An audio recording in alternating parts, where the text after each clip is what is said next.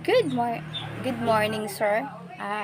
My reaction about the war on drug of the 30 for me, sir, is the program is the best. Nganong nahimo siyang the best tungod kay katong nga mga time nilinaw ang Pilipinas.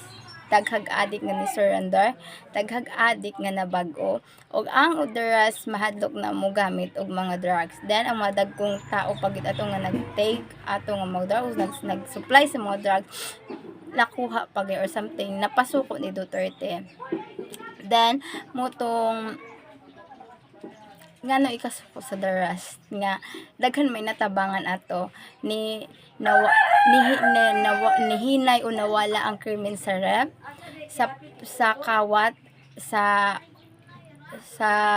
pang mga kriminalidad sa Pilipinas ug nalinaw ang Pilipinas ato nga time tungod kay mahadlok sa programa ni Duterte atong war on drug o mutong dako siya og tabang para sa ako kay makita man pod nga dako kaayo ang kausaban ug kabag-uhan ato nga time, and that's all, sir.